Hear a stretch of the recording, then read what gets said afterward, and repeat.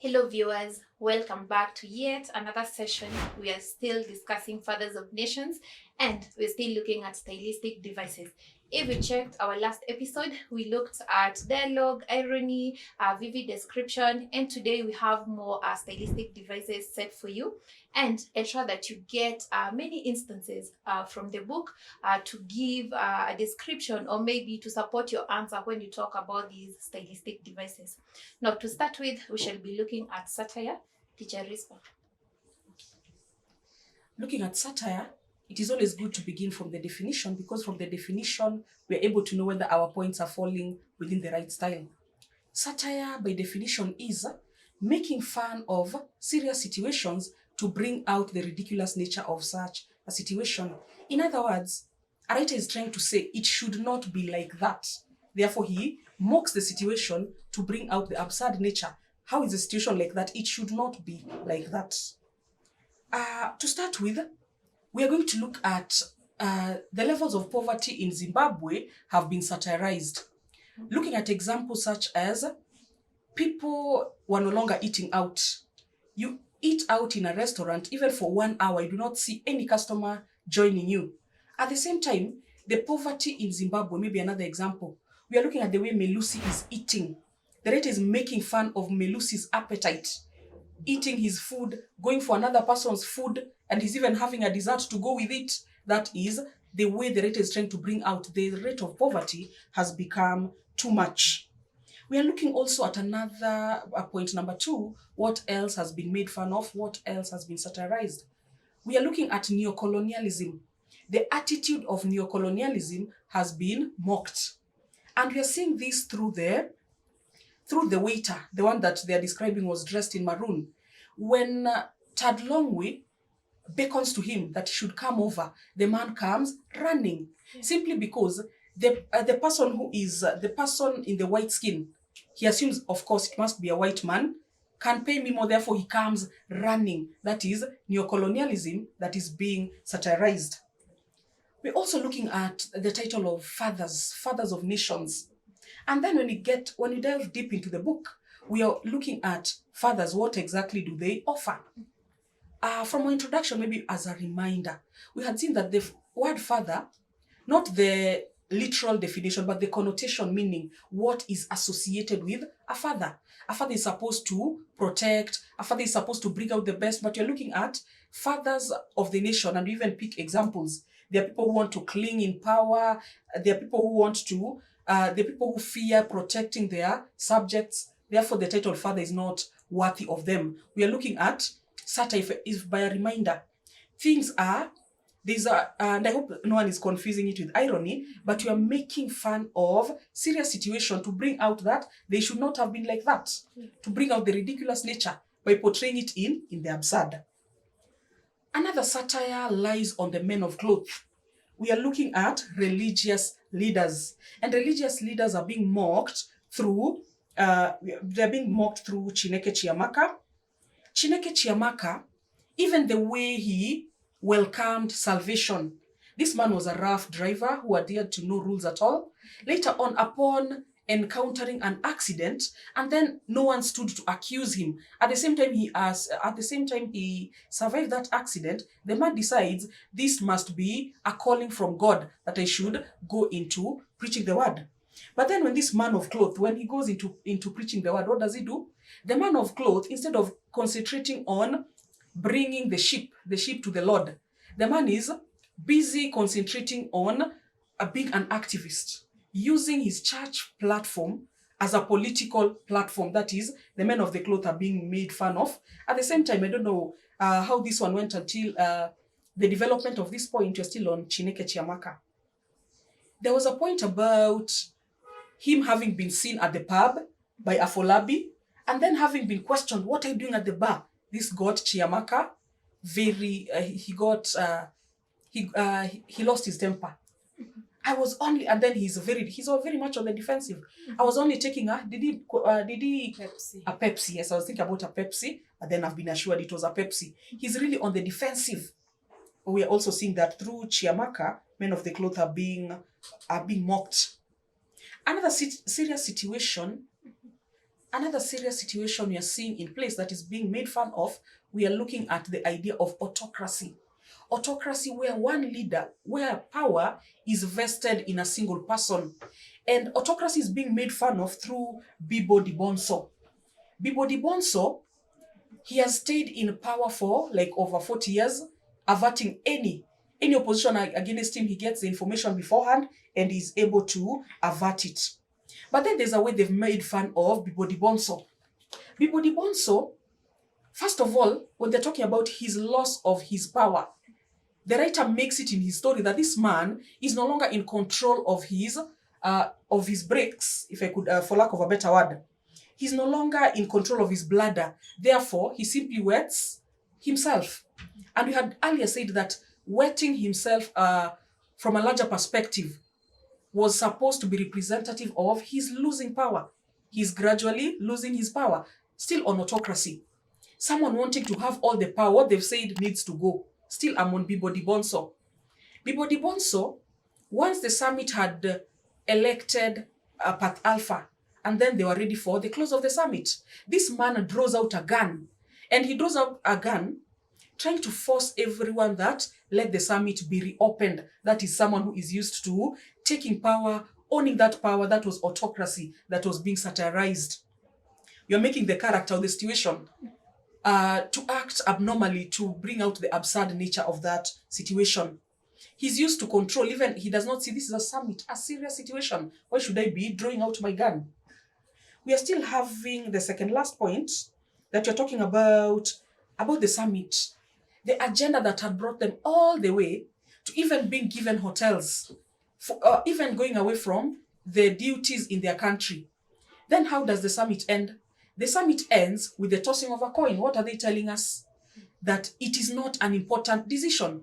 And this was supposed to be adopted as a way of ensuring development in Africa. You mean development in Africa can be decided by the mere toss of a coin? That was also the way the events at the summit were carried out, without that seriousness they deserve, was being made fun of.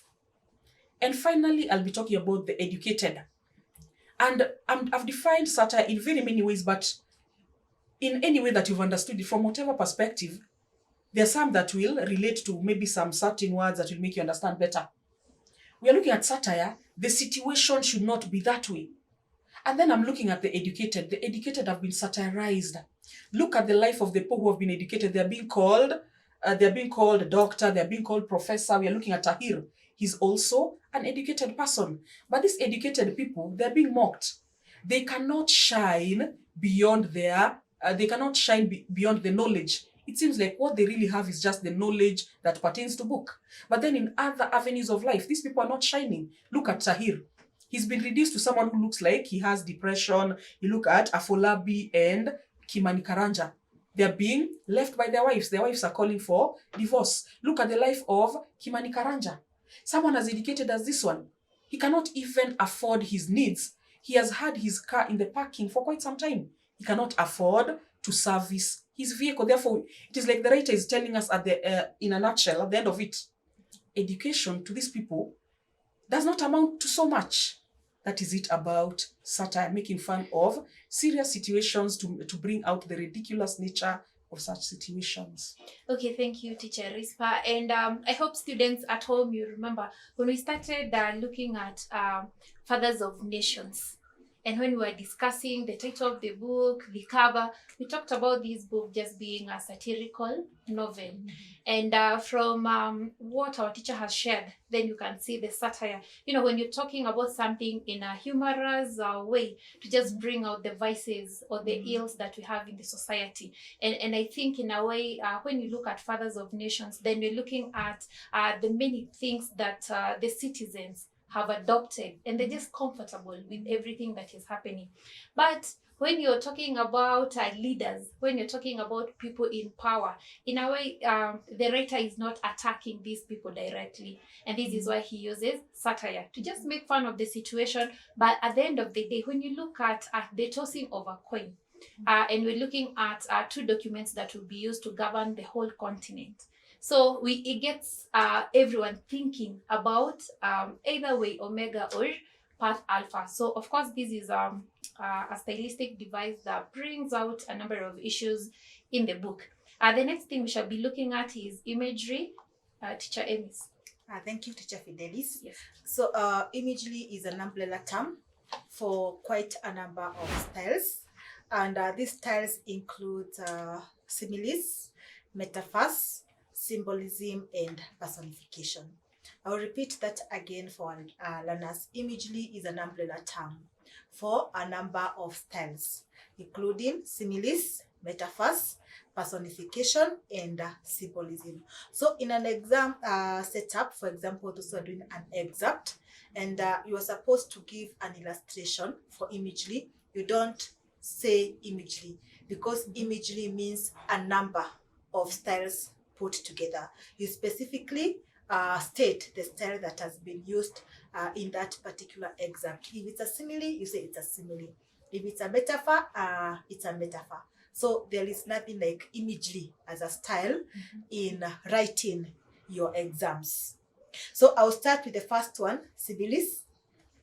So a simile is a direct comparison using words, using the words like and the words has, ellipsis, as. So you compare using the words like, all, the words as, ellipsis, as. So if you see comparison using those two words, then you clearly know that what is before you is a simile.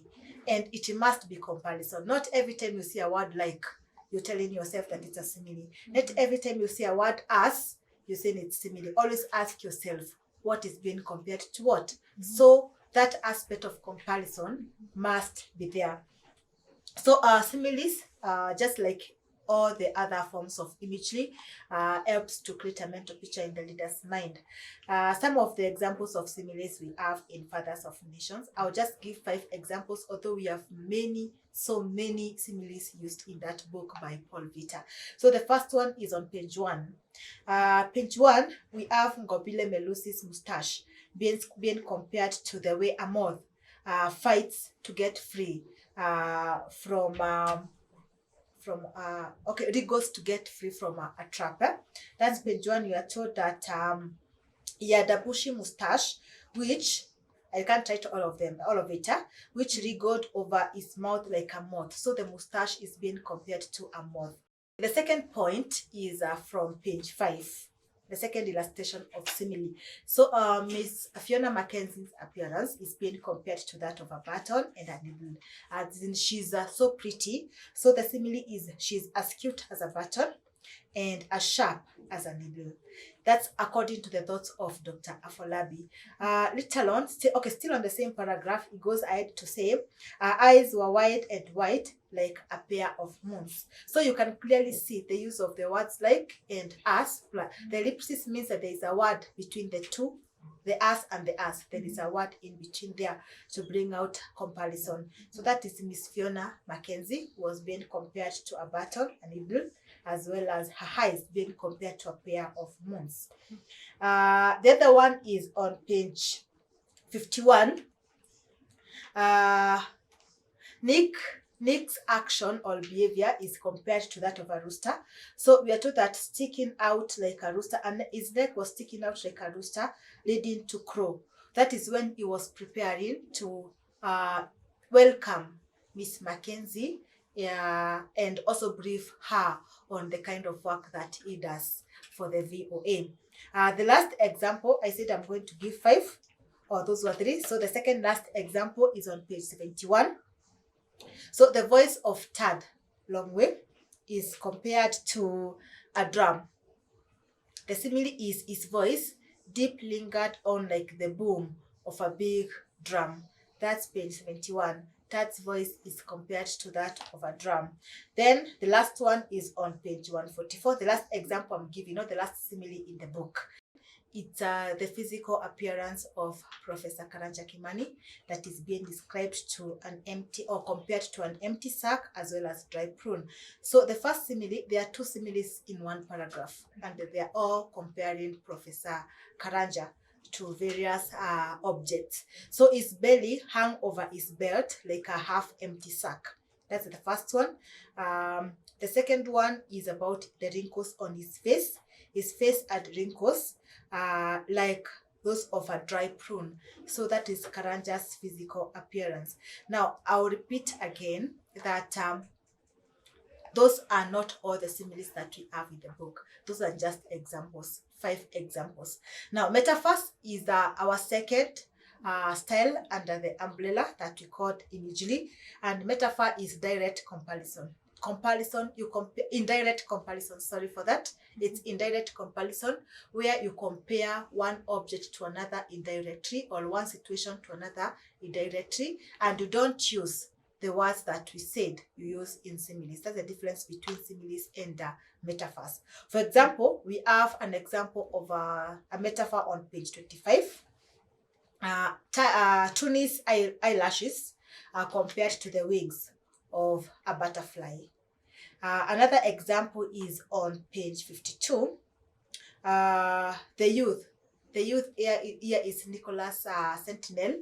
He's being compared to a spewing buffoon, a jargon spewing buffoon, because of his choice of words when he's trying to explain the nature of his work to Miss Fiona Mackenzie. So he is compared to a jargon spewing buffoon.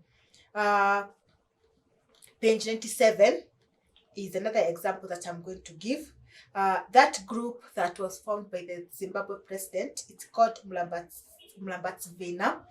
It's supposed to expel. The book says, expel us the trash. The trash here is referring to the Ndebele people who are residing in the slums. So it says that Mlambatsvina was supposed to expel us, the trash. That was now Ngobile, Comrade Ngobile Melusi speaking. So the trash there refers to the Ndebele people. And the last example I'm going to give is going to come from page 126. The silent listener is compared to a goddess. Yeah. So when the first time Miss Fiona Mackenzie sees the silent listener, she goes and parts it. And so Nick tells her that you are petting a goddess. So Nick compares the silent listener to a goddess. And now, another common metaphor that I'm not going to leave out is that whereby Professor Karanja refers to Nyumbon Walomu as a greedy, fat baboon. That's page 37. Yeah, he's rude and insults him by referring to him as a greedy, fat baboon. Number 4 style under Imagery is symbolism. Symbolism is whereby an idea or an object is used to represent a greater idea. Out of the book, we say, for example, a dove. That bird, the dove, is a symbol of peace. So in that case, it's the dove, the object or the animal that has been used as a symbol of a greater idea, peace. So when we come to our book, Fathers of Nations, we have quite a number of examples of symbolism. The first one is Tuni. Tuni is a symbol of a place where she was conceived, place of conception, that is Tunisia. Birth alpha symbolizes change and hope in the African countries. Yes, it's a symbol of change and hope because the document itself is supposed to bring forth change in African states. Where Omega, on the other hand, is a symbol of the old regime that represents oppression, and that is the regime now they wanted to get rid of by use of path of alpha. The silent listener represents the fast growing technology, that our technology is growing day by day. And the last one is Act 22, where we add the traffic, the traffic, we call it what? The barrier, whereby they were checking the pedestrians and the motorists, where they arrested, no, they didn't arrest, but they actually stopped or harassed the taxi driver. It's a representation or a symbolism of the day that the undisputed Gambian president fell from power. So that is the day that he fell from power, and so the Act 22 was put up there. So those are examples of symbolism from Fathers of Nations. The last one is personification. Personification is a style whereby an inanimate object is given human qualities. From the person, the word person, we add the suffix, and then we get what? Personification. So something that is inanimate is given qualities of a human being. For example, page 29, Professor Karanja's car is referred to as a dying old Toyota. That aspect of the car dying, it's a quality that is associated with human beings. Page 56, Tad welcomes Miss Fiona Mackenzie and tells her, Miss Fiona Mackenzie, meet your office. So it's like Miss Fiona and the office was supposed to meet her, maybe shake hands or even hug like that. Yeah. So number 3 example is page 126. We are told that the silent listener was sitting silently at the far end of the table. It's a machine. It's that quality of it, sitting silently without talking, sitting down and without talking, is a quality that is associated with human beings. So that's another example of personification. The last one that I'm going to give comes from page 86. So we are told, the line is, he consulted a wall clock and it told him it's 1:30. He consulted a wall clock and it told him. So it's like this character was having a conversation with the clock. So that is the last example of personification that I'm going to give. But still, remember, we have many other examples in the text that you need to identify and illustrate as a learner. Okay. And so students at home, can you just ensure that when you talk about imagery, if you're asked to talk about imagery in the book, the teacher has specified that you have to talk about one specific, maybe example of that style under that imagery. So if you're talking about similes, if you're talking about metaphors, if you're talking about personification, she has given a good example of someone talking to a clock. We have the silent listener sitting and not responding. Of course, we're looking at inanimate objects being given the characters of human beings. And so with that, I'm sure you'll be in a position to identify many more, because the examples that the teachers are giving are just a few. When you go through the Fathers of Nations, we have many more examples. So the next stylistic device that we shall be looking at is flashback. Teacher Risper. Flashback is when we disrupt the present situation to bring to the attention of the readers something that happened in the past. When you disrupt the present to bring what happened in the past is in order that the learners or the reader might learn something. Maybe it might be something that contributes towards the plot. If I could make reference to Fathers of Nations, the current is the summit. The heads of state have come into the summit, as well as the ones who have been the Path Alpha travelers that have been given observer status. That is the present. Therefore, anything that happens, anything towards their past, what informed their decision, comes in as a flashback. Therefore, we are going to take the character approach and look at what informed their decisions, what had happened in their lives prior. I'll start with Tuni. We get to learn about Kimani Karanja's daughter. Her name was Tuni, and that Tuni had died in a car accident when she was using public means of transport. And this was informed by the fact that the father, out of financial constraints, the father could not have afforded to repair his vehicle. Therefore, the girl was forced to use public means and she ended up losing her life. Another instance of flashback, we are going to look at Kimani Karanja's life. The life of Kimani Karanja has been brought to us through a flashback. And from that flashback, how much can we learn about Kimani Karanja's life? First of all, we learned that he had lost his daughter. Another thing we are learning, it's like we're already on the significance. Another thing we are learning about Kimani Karanja's life, his wife had left him for a newborn. Another thing is he had confronted a newborn. They ended up fighting and he ended up jailed. When he came back, he had lost his university job. Also, Kibadi Karaja being approached by Tad Longwe, we learn it through a flashback. He looked at his career as a teacher and he realized, my career as a teacher, the one I was willing to die being a teacher, it is no longer worthwhile. Therefore, why don't I join Path Alpha? To point number 3, we learn about Melusi's life through a flashback. What are we learning about Melusi's life? First of all, he had been a freedom fighter. We're also learning that he had fallen out with the president. When his comrade became the president, they had fallen out. We also learned that Melusi had once run for a political office as opposition, trying to oust out of power the current leader. Still about Melusi, we are seeing that because of his having opposed the bomber, the president of Zimbabwe, there was retribution. His wife Ziliza had been killed and posed in the kitchen for him to see. Still about Melusi, we are seeing that he's an example of poverty. The way they had met with Tad Longwe, he had offered to take him for lunch and he had been sold on the idea of joining Path Alpha, being told that money was not going to be a problem. We are still going to another character as our point number 4. We are going to look at Afolabi. Dr. Afolabi, about his past, we are being told Afolabi had been educated in the USA. He had gone to Harvard. He had met his wife Pamela in USA. He had married a white woman.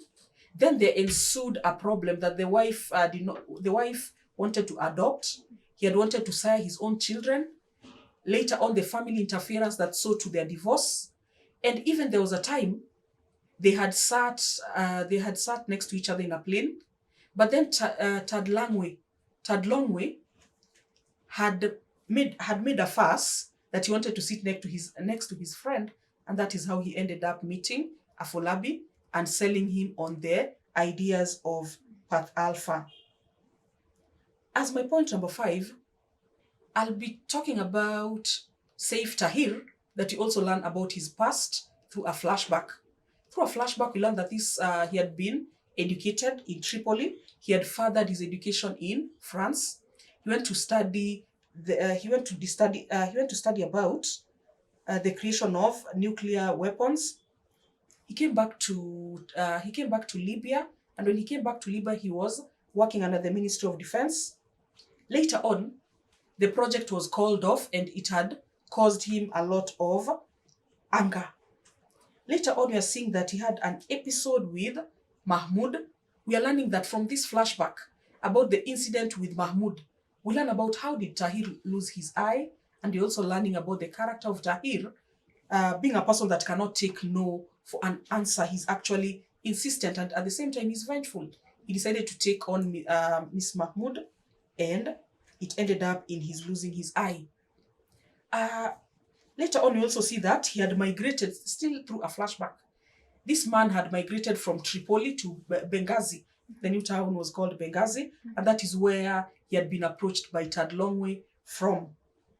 The last point, as my number 6, a flashback is also the style through which we are learning about the past of Chineke Chiamaka. Chineke Chiamaka had been a careless driver, always driving on the wrong lane. He had been a headache to many people. Many people did not like him, save for his brother. He could drive his brother to the university in a very short time, and he had become a hero to his brother.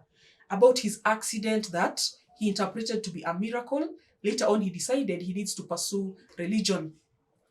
We see that Chiamaka went ahead to become a pastor, using the church as a platform for his being an activist and calling out the ills of the government. This resulted in him being punished, where he was jailed, and upon being released, he embraces Agda as pursuing Path Alpha. That is it about flashback. We're able to see what happened in these people's lives, what happened that informed them to being Path Alpha travelers. That is what you can say about flashback. Something that happened before the summit, and from it we learn something about the characters, all through a flashback. Okay, thank you, Teacher Risper. And of course, I think when we read the book, we have many instances of flashback. And this is how we get to know something about the main characters in the book. And as we call them the path travelers. And I hope when we talk about the students at home, you know what you're talking about. So through these stylistic device, then we're able to learn something, and in a way it gets to develop the plot as well. And with that, students at home, that is the end of our episode today. Remember, we still have more stylistic devices in the book, but just as you go reading the book, anytime you come across any stylistic device, can we just have a pencil with you and indicate that, so that anytime you have a question in the excerpts, then you can remember that you had noted a certain stylistic device in the book. Until next time, it's a goodbye from us.